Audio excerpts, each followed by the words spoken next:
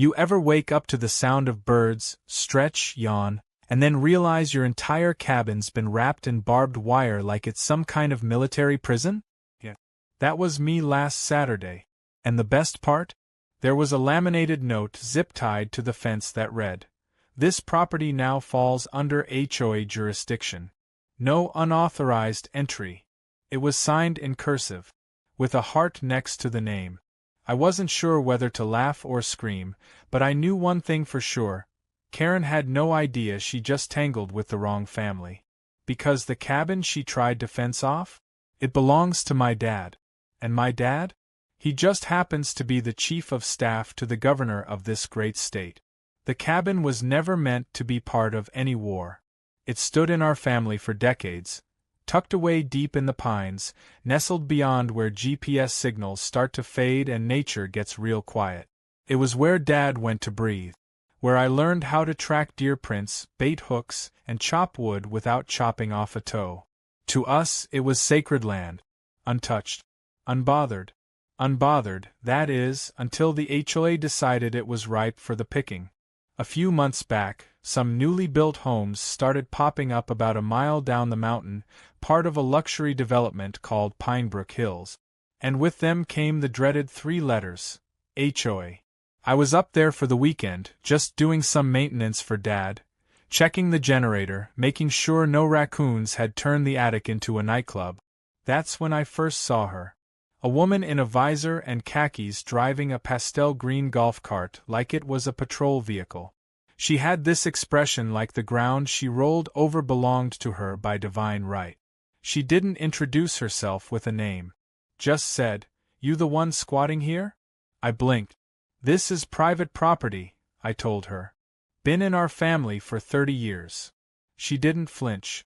Just pulled out a rolled-up map like a magician doing a trick and pointed to a vaguely outlined rectangle.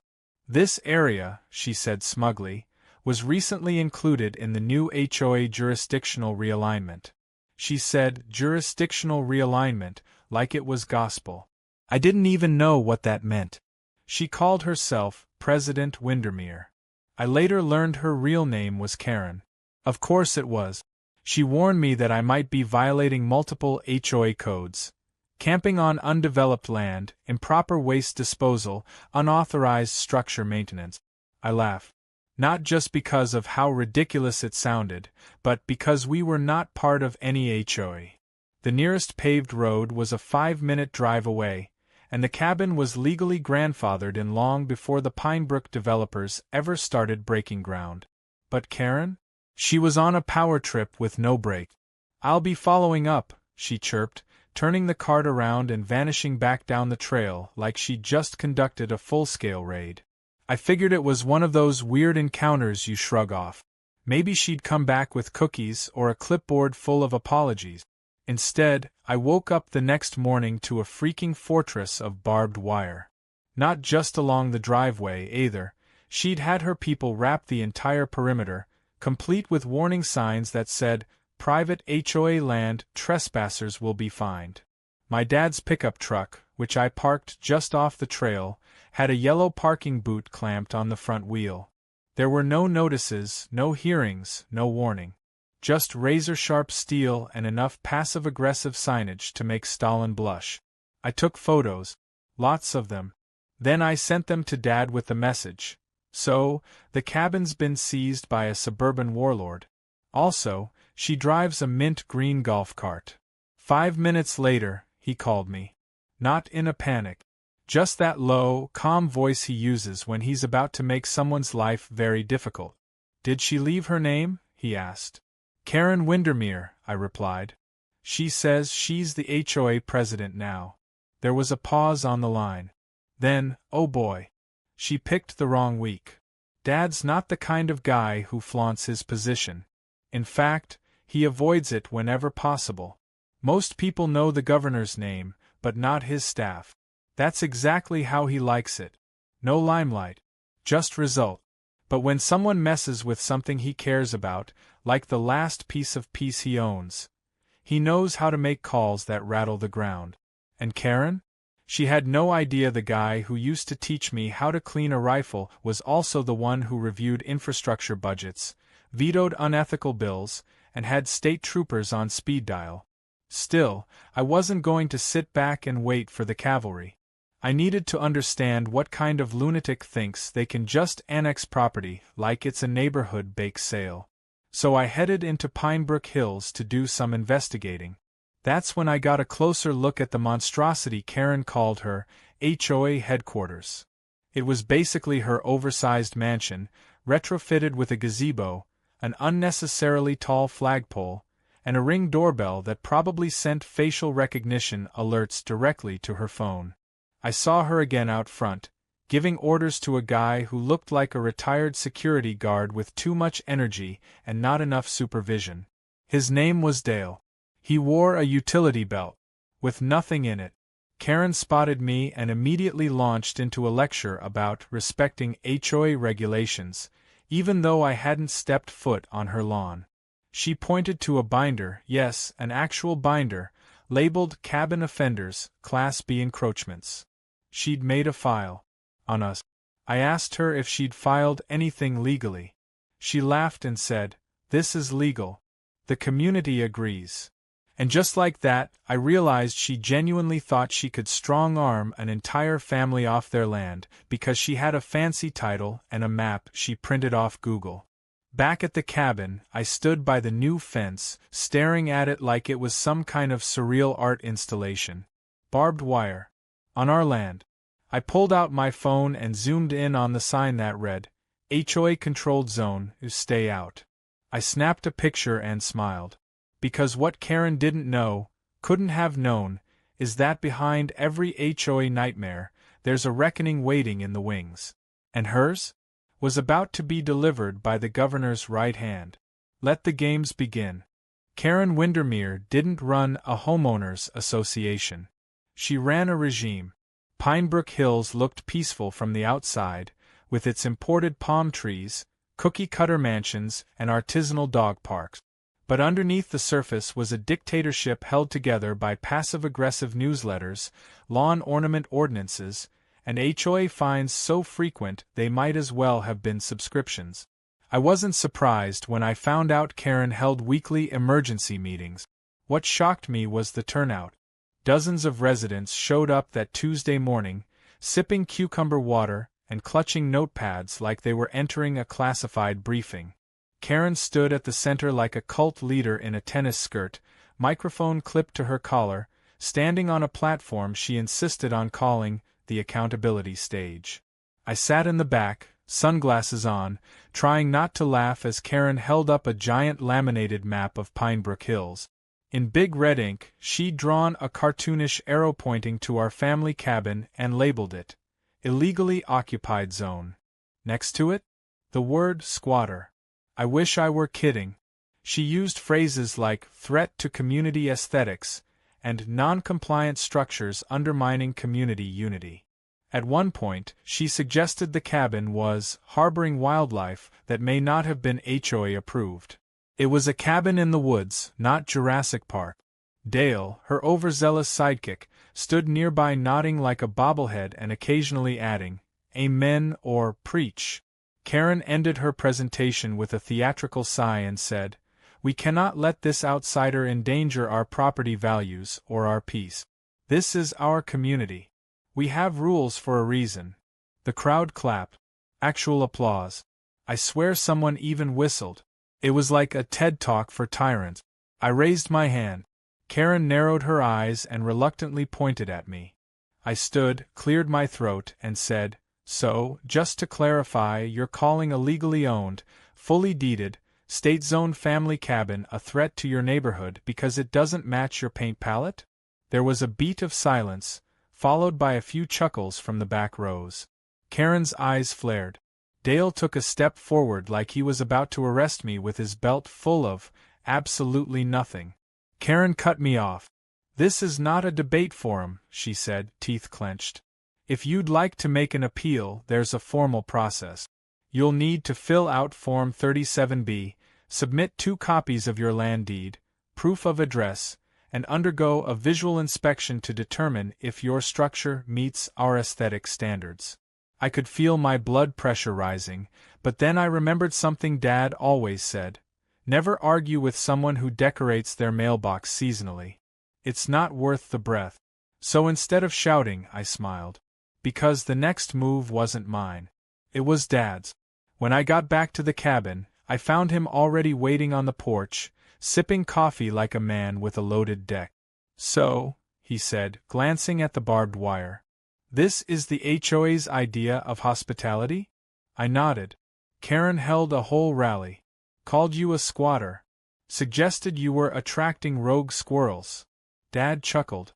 Then, in that calm, calculating tone he used in meetings with state officials, he said, let's begin. He made a series of quiet calls over the next hour. To zoning offices, legal advisors, and a state liaison who chuckled for a full minute after hearing the words, barbed wire and HOA jurisdiction. By sundown, the wheels of a much larger machine had started to turn. But Karen wasn't done. If anything, she escalated. 2 days later, I returned to find the cabin's power completely cut. Generator lines had been slashed. A notice was pinned to the front door claiming unauthorized utilities usage. Karen had apparently convinced someone on the HOA board that our connection to the state transformer down the hill was an unauthorized siphoning operation.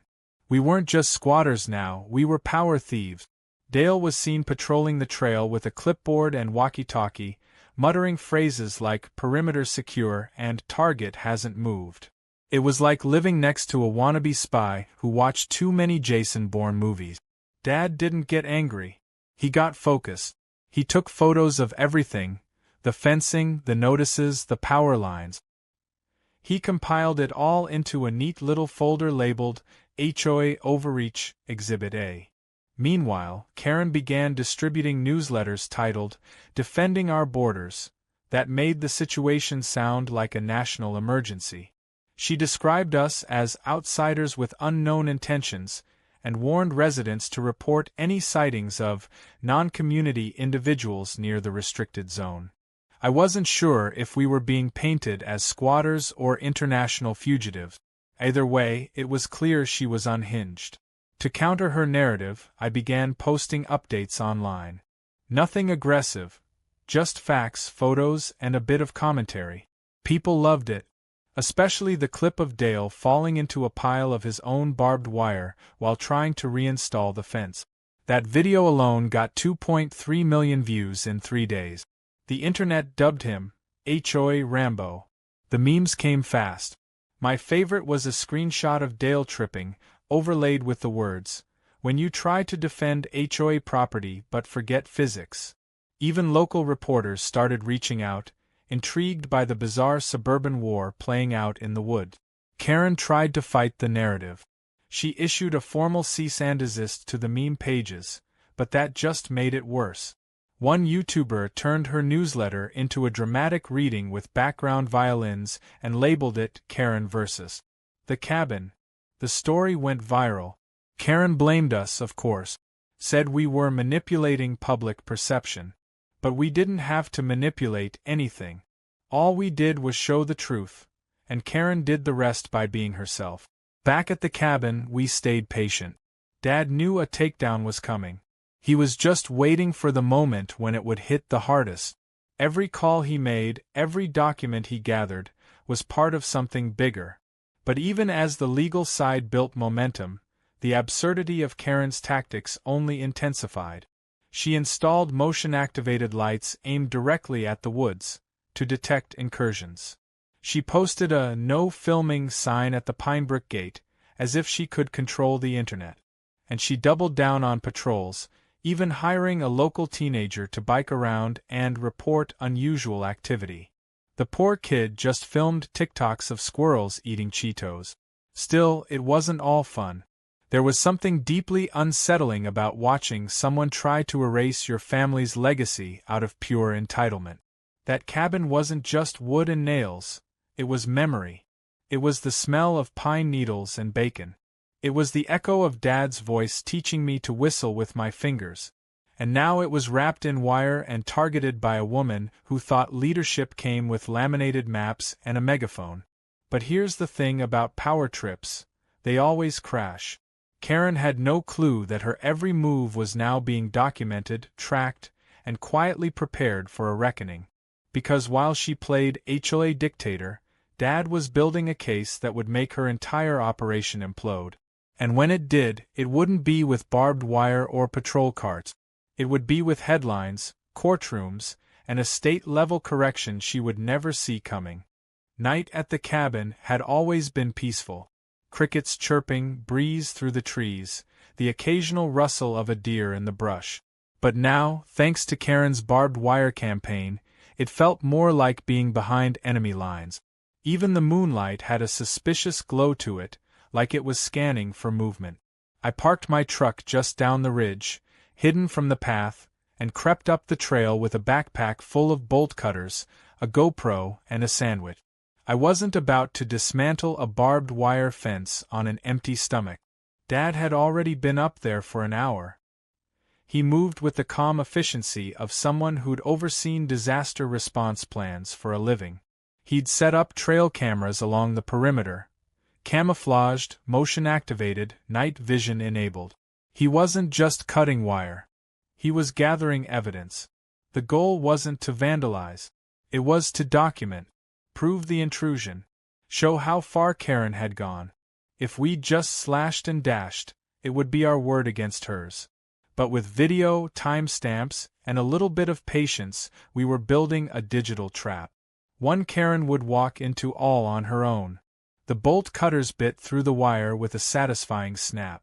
We didn't take it all down, just a 10-foot section near the rear of the cabin, enough to allow access and expose the absurdity of the barricade.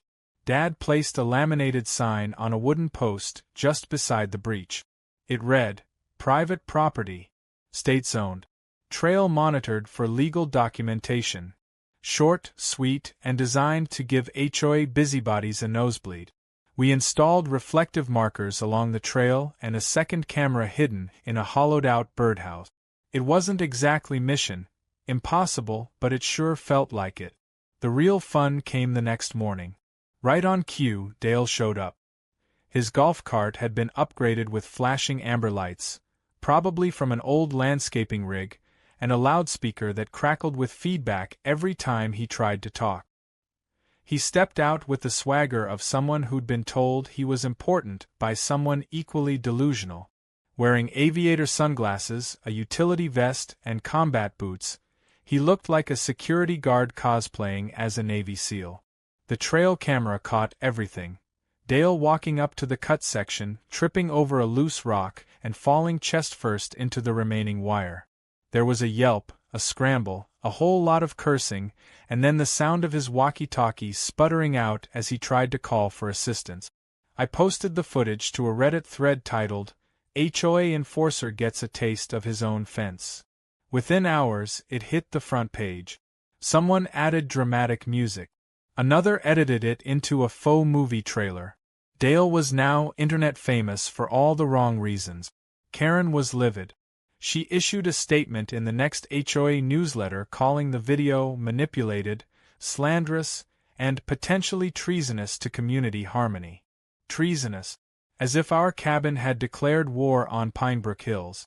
But the more Karen tried to control the narrative, the worse it got. She ordered Dale to reinstall the fencing, this time with additional warning lights and a mini solar panel to power motion detectors. Only problem was, the power came from a transformer that wasn't hers to use. It was part of a state renewable energy grid that Dad had helped launch 3 years prior. The same grid Karen was now illegally tapping into. We filed a formal report with the County Utilities Board and attached GPS-tagged footage of Dale awkwardly rigging up the wires with duct tape and zip ties. It was amateur hour and the audience was growing. Local media started circling. A small-town paper ran a piece titled "Cabin vs. Karen, the HOA Battle in the Pines." It painted us as calm, reasonable landowners, and Karen as a power-hungry tyrant who treated easements like international borders. The article interviewed nearby residents, Some anonymous, some gleefully open, who shared horror stories about Karen's HOA reign. One woman said Karen fined her $200 for planting daisies that didn't match the neighborhood's approved color palette. Another claimed Karen once tried to ban wind chimes for violating noise regulations. The image of Karen as a well-meaning community leader was unraveling fast. Still, Karen doubled down. She had Dale stake out the trail overnight, hoping to catch us in the act of something, anything, illegal. The poor guy looked exhausted. One morning, we found him sleeping upright in his cart, clutching a clipboard like it was a teddy bear. Another time, he tried to chase a squirrel that had triggered the motion detector and ended up losing his shoe in the mud. It was on camera, too. I uploaded that one with the caption, Dale vs. Nature, Round 2. But even as the internet laughed, things behind the scenes were getting serious. Dad had looped in a senior legal advisor from the governor's office. She didn't just see the overreach, she saw potential violations of zoning laws, misuse of public infrastructure, and false claims of jurisdiction. She recommended filing a formal injunction against the HOA and freezing all enforcement actions related to our property. Paperwork was filed. Case numbers were assigned. Karen, blissfully unaware, was still holding meetings about expanding HOA reach to nearby undeveloped parcels, bragging that Pinebrook was setting a gold standard for community order. She had no idea she was standing on a legal landmine. To make things even more interesting, a local environmental watchdog group took interest in Karen's new fencing. Apparently, the barbed wire had interfered with local deer migration paths, something that violated at least 2 state wildlife statutes. A representative from the group, wearing a Deer Over Division t-shirt, showed up one afternoon and began taking photos. Dale tried to shoo him away but only succeeded in getting himself filmed making threats with a rolled-up newsletter. That clip? Yeah, it went viral too. Titled, When HOA Enforcers Meet Environmentalists, it was a hit with both Reddit and Facebook boomers. By the end of the week, Karen's carefully constructed empire of rules, fines, and fencing had become a circus, and she was the main attraction. But what she still didn't know, the part that made Dad smile like a man playing chess with half the pieces hidden, was that the governor himself had been briefed. Not just out of courtesy, but out of necessity. Because Karen hadn't just barbed a fence. She had unknowingly obstructed access to land that was part of a conservation pilot program, one funded and protected at the state level. The cabin wasn't just private property. It was tied to legislation Karen had never even heard of, but she was about to. The tension built like a violin string pulled tight. Karen was too drunk on her own authority to realize that every move she made was stacking against her. And when it finally snapped, it wouldn't just be her reputation on the line. It would be the entire HOA structure she used to prop herself up. All we had to do was wait, record, and let her hang herself with the very wire she'd wrapped around us. Karen Windermere's downfall didn't come with a bang. It started with a phone call. A perfectly calm, polite voice left a message on her voicemail that simply said, "This is a courtesy notice from the office of the governor regarding a potential zoning conflict. Please return our call within 48 hours. Most people would hear that and feel a chill. But Karen wasn't most people. She scoffed, hit delete, and muttered something about pranksters. She didn't return the call. She didn't even Google the number. Her ego was so inflated, she believed her imaginary authority outweighed the actual state government. That's when things got real.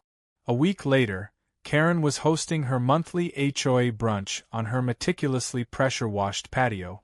Muffins, mimosas, name tags, the whole 9 yards.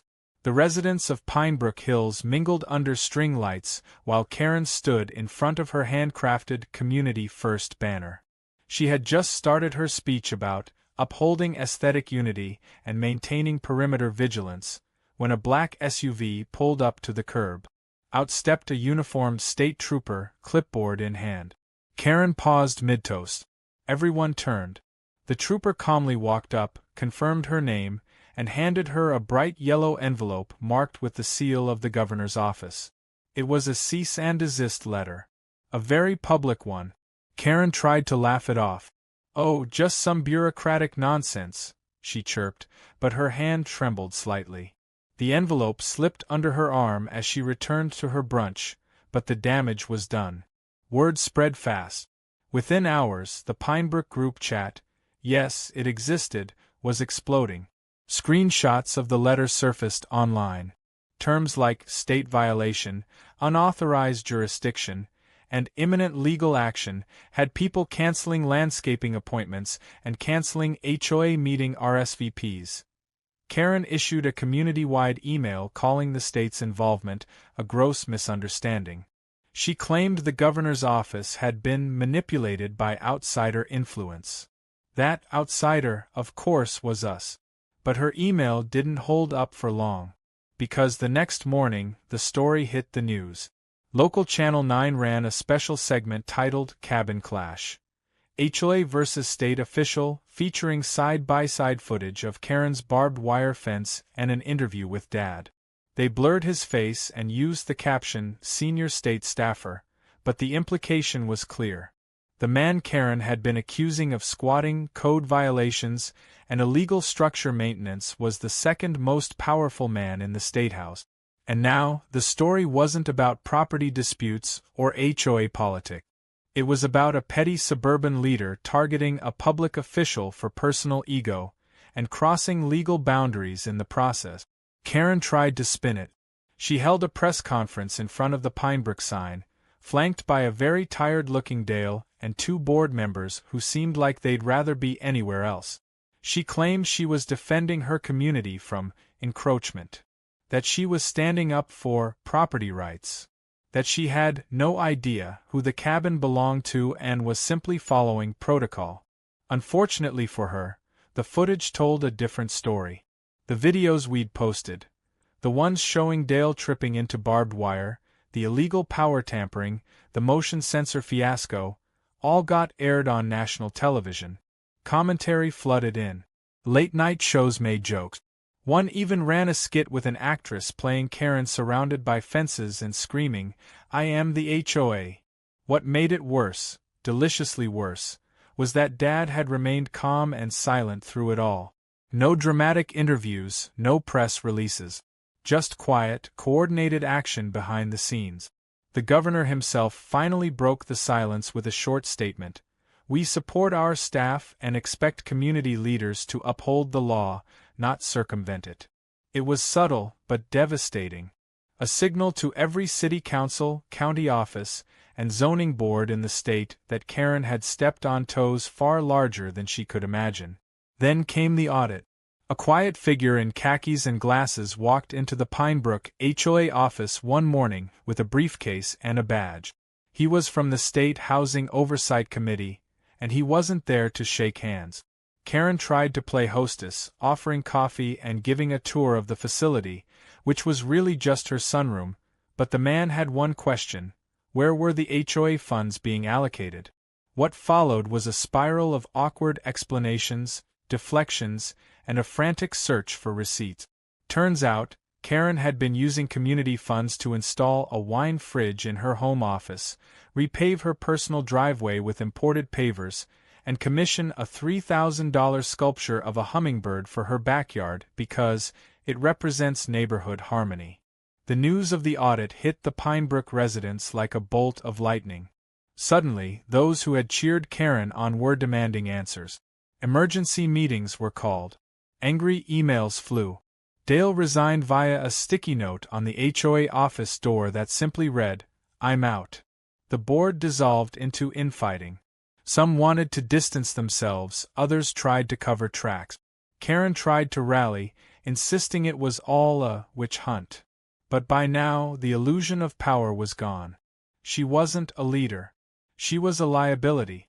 Meanwhile, Dad and I returned to the cabin, stepping over the now wilting fence, and watching a few deer graze lazily near the edge of the property. The cameras had done their job. The documents were filed. The case had moved from backyard bickering to formal litigation. But more than that, the entire community had seen who Karen really was. Not just a micromanaging control freak, but someone willing to weaponize authority for personal satisfaction, until that authority finally turned on her. The next week, we received a letter. Official, gold-stamped, signed by the state zoning board. It confirmed what we already knew. The land our cabin stood on was exempt from any HOA jurisdiction.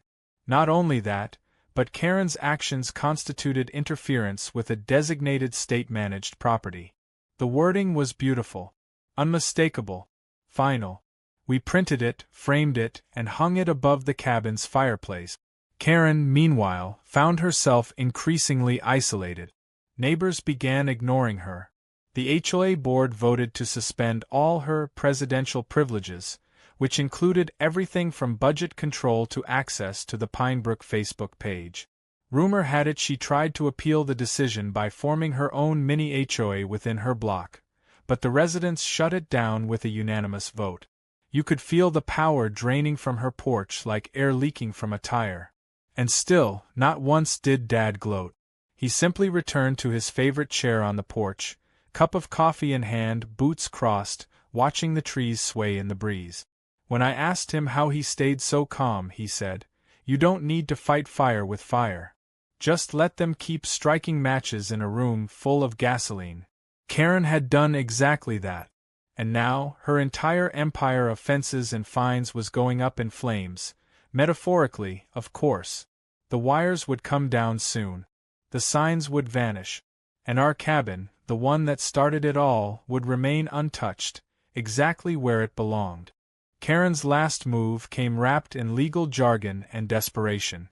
It arrived in a manila envelope delivered by a courier who looked as embarrassed to hand it over as we were to receive it. Inside was a restraining order request and a formal lawsuit for damages to HOA property. She claimed emotional distress, intentional sabotage, and vandalism of community safety structures, referring, of course, to the barbed wire she had illegally installed on our land. The fact that she'd wrapped our cabin like a maximum security prison and now wanted to sue us for cutting a small portion of it was almost impressive in its audacity. Almost. Dad read through the papers calmly, barely flinching. I, on the other hand, laughed so hard I nearly dropped my coffee. "She's suing us for removing her criminal evidence?" I said, blinking at the absurdity. Dad gave a tired smile and said, "Let her. It'll be the final nail." Because what Karen didn't realize was that filing a lawsuit opened the door to discovery, meaning every receipt, email, and HOA transaction would now be scrutinized under the court's microscope. What she thought was an attack was actually the key to exposing everything she'd tried to hide. Court day arrived on a Monday morning that felt more like a finale than a hearing. The courthouse was small, the kind of place where everyone knew everyone and most cases involved parking tickets or fence line dispute. But this one drew a crowd. Reporters stood outside with cameras ready. Locals filled the benches with popcorn-level enthusiasm. Even Dale showed up, sitting quietly in the back row wearing a plain shirt and looking 10 pounds lighter in ego. Karen strutted in wearing a blazer 2 sizes too tight and a neck brace that hadn't existed before. When questioned about it, she claimed the stress of the situation had given her spinal tension. Her lawyer, a flustered man who looked like he'd been handed the case 3 hours earlier, fumbled through introductions. Meanwhile, Dad walked in wearing his usual button-up and boots, holding nothing but a leather folder and the confidence of a man with every receipt ready and every witness on standby. The judge, an older woman with a dry wit and zero patience for nonsense, asked Karen's lawyer to begin. He launched into a speech about reckless disregard for community order and unlawful property damage. He even submitted printed copies of the memes that had gone viral, suggesting they contributed to Karen's emotional distress. One image, of Karen photoshopped into a Game of Thrones iron throne made of HOA violation letters, was presented as Exhibit B. The judge glanced at it, blinked once, then turned to Karen. Did you really install barbed wire on someone else's private property without legal authorization? Karen huffed and said, it was a community enforcement initiative. The judge raised an eyebrow and said, so no? When it was our turn, Dad stood and calmly presented the original deed, the zoning map, and the utility inspection report confirming the power line tampering. He played the trail cam footage of Dale installing motion sensors and cutting into the transformer panel. He handed over emails from Pinebrook residents who'd submitted complaints about Karen's spending and overreach. And finally, he submitted a copy of the governor's cease and desist order and a formal statement from the Office of State Lands confirming our property's immunity from HOA jurisdiction. The courtroom was silent. Karen's lawyer looked like he wanted to dissolve into the floor. The judge tapped her pen on the desk, looked at Karen, and said, this isn't just frivolous. It's backwards. You're the one who committed multiple violations. The fact that you tried to spin it into a lawsuit is almost impressive, if it weren't so absurd. She dismissed the case on the spot and fined Karen for court costs, misuse of HOA funds for legal action, and trespassing. The total came to just over $18,000. Karen turned redder than a brick wall and tried to object, but the judge waved her hand like she was swatting a fly. The hearing was over. The war was officially done. A week later, Pinebrook Hills held a community vote. Karen was formally removed as HOA president in a landslide decision. The board was restructured, audits began, and several members who'd blindly followed her quietly resigned. Karen's home went on the market within days. The listing used words like charming, executive style, and freshly landscaped, but everyone in town knew it was a retreat. Dale, surprisingly, resurfaced a few days later. He came to the cabin, hat in hand, eyes down, no clipboard. He apologized, said he got caught up in the whole thing, that he didn't realize how far Karen was taking it until it was too late. Dad shook his hand, nodded, and said, we all get pulled into things sometimes. Just don't forget where the line is. Dale nodded. Then he looked at the trail cam we'd left up and asked, you gonna leave that thing running? I shrugged. Let's just say it's good for neighborhood safety. The cabin was finally quiet again. Peaceful. The barbed wire was gone. The power lines were restored. The deer returned to their old paths. One afternoon, Dad and I sat on the porch with iced tea, watching the sun dip below the ridge. He looked at the sign we'd put up near the trailhead, carved wood, hand-stained. It read, Cabin of the Chief, State Protected Property. A small, quiet warning to anyone who might think about testing us again. The online buzz faded eventually, replaced by the next viral absurdity. But in Pinebrook Hills, the story lingered. A new HOA president stepped in, one who promised transparency, community input, and a strict no-barbed-wire policy. Karen was spotted one last time at a gas station outside town, still wearing that ridiculous visor and muttering to herself about government overreach.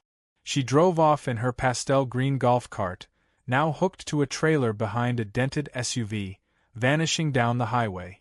As for us, we didn't seek revenge. We didn't throw a party or put up banners. We just reclaimed what was always ours. With dignity, patience, and the quiet satisfaction of knowing we didn't have to fight dirty to win. Karen thought she could fence us out with rules and threat. What she didn't realize was that the law, the truth, and a few well-placed cameras were all we ever needed. And maybe, just maybe, the next time someone thinks about putting barbed wire around someone else's life, they'll remember what happened up here in the pines, and think twice.